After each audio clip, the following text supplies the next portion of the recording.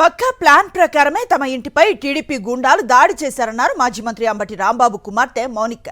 మహిళలు పిల్లలు ఉన్నారని కూడా చూడకుండా కర్రలు రాడ్లతో దాడి చేశారని తెలిపారు.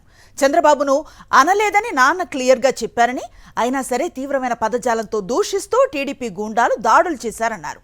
టీడీపీ ఎమ్మెల్యే గల్లా మాధవికి నైతిక విలువలు ఉన్నాయా? మహిళలపై దాడులను హోంమంత్రి అనిత సమర్థిస్తారా అని నిలదీశారు. మహిళా భద్రత గురించి మాట్లాడే పవన్ తమపై దాడి జరిగితే ఎక్కడికి పోయారంటూ నిలదీశారు మౌనిక. పవన్ కళ్యాణ్ బలం చూసుకునే దాడికి దిగుతున్నారని అన్నారు.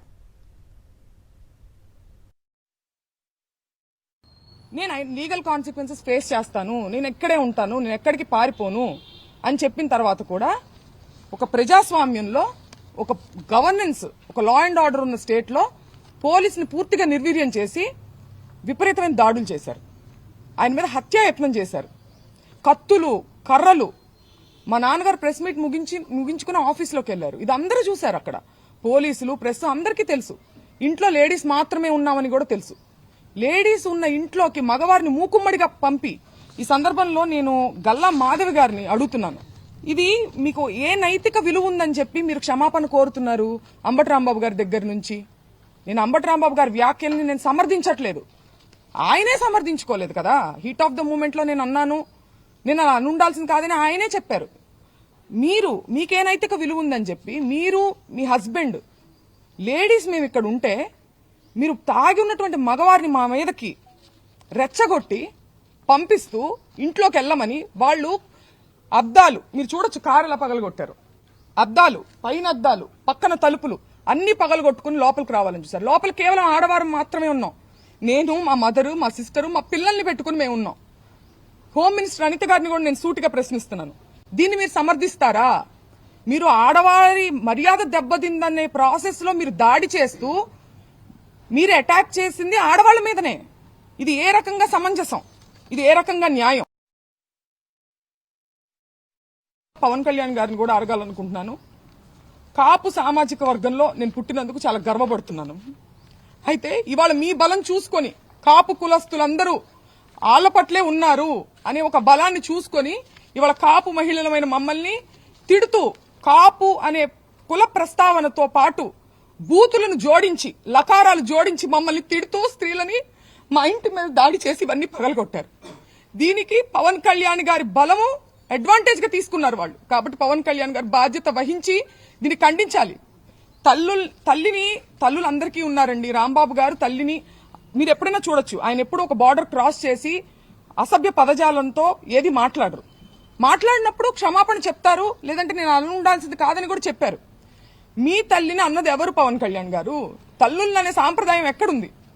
ఎక్కడుందో మీ మనసుకు తెలుసు. పురంధేశ్వర్ గారు మాట్లాడుతూ చంద్రబాబు నాయుడు గారు తల్లిని అన్నారని చెప్పి ఆవిడ అన్నారు.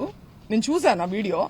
నేను ఒక మహిళగా అడుగుతున్నాను, చంద్రబాబు నాయుడు గారు జగన్ గారిని మీ పుట్టుకే తప్పుడు పుట్టుక అని అన్నారు. ఇందులో జగన్ గారి తల్లిని అన్నట్టు కాదా? దీని గురించి ఆవిడ అభిప్రాయాన్ని చెప్పాలి. దీన్ని కూడా ఆవిడ ఖండించాలి కదా. పవన్ కళ్యాణ్ గారు చాలా సందర్భాల్లో మహిళల సేఫ్టీ గురించి మాట్లాడడం జరిగింది. మహిళల యొక్క అభివృద్ధి గురించి, సేఫ్టీ గురించి ఆయన మాట్లాడారు. ఇది ఏం సేఫ్టీ అని నేను అడుగుతున్నా ఇవాళ ఆయన. మీ బలం చూసుకుని కాదా? మన వేలితోనే మనల్ని పొడిచే ప్రయత్నం కాదా ఇది? ఒక సెక్టార్ ఆఫ్ మీ కాపులందరూ మీ వైపు ఉన్నారని చెప్పి వాళ్ళకి నచ్చని వాళ్ళని కాపు కులం స్టాంపు వేసి దాడి చేసి మూకుమ్మడిగా, ఇది ఆలోచించుకోవాలి పవన్ కళ్యాణ్ గారు. వైసీపీ పార్టీ అని చెప్పి ముద్రేసి ఇవాళ పార్టీ అధికారంలో లేదని చెప్పి, మేము బలహీనులం అని చెప్పి మా మీద అటాక్ చేస్తూ ఇవన్నీ చేస్తున్నారు. కానీ మీరందరూ గుర్తుపెట్టుకోవాల్సింది ఒకటి ఉంది. అన్నిటికీ మించి ఇది తిరుపతి లడ్డు విషయం దగ్గర మొదలైంది. మేము అన్నిటికీ మించి మా నాన్నగారు దేవుడి పార్టీ నిజాన్ని మాట్లాడారు. దాన్ని డైవర్ట్ చేసేదానికి ఆయన క్షమాపణ చెప్పినప్పటికీ కూడా ఇటువంటి దాడులు చేసి భయపెట్టి, ఆయన దేనికి భయపడరు కాబట్టి ఇంట్లో స్త్రీల మీదకి వెళ్తే ఆయన భయపడతారనే ఒక చీప్ టాక్టిక్ ని ప్రదర్శించి ఇవాళ మా ఇంటి మీదకి వచ్చారు. నిజంగా వాళ్ళ తల్లిగారిని అన్నారు అనే కోపం ఉందా? లేకపోతే దాని చాటుగా దాన్ని అడ్డు పెట్టుకుని ఆయన వాగ్దాటితో వాళ్ళు చేసేటువంటి తప్పుల్ని ప్రజల్లోకి తీసుకెళ్తున్నారని ఒక కక్ష సాధింపుగా దాన్ని వంక పెట్టుకొని చేసినట్టుగా అనిపిస్తుందండి. ఎందుకంటే లీగల్ కాన్సిక్వెన్సెస్ ఉంటాయి అంటే నేను ఫేస్ చేయడానికి రెడీగానే ఉన్నారని ఆయన అంటున్నారు. అయినా కానీ 8 గంటల పాటు అండి పోలీస్ బెటాలియన్ ఎంత దూరంలో ఉందని నేను ప్రశ్నిస్తున్నా. చంద్రబాబు నాయుడు గారి గృహం ఎంత దూరంలో ఉంది?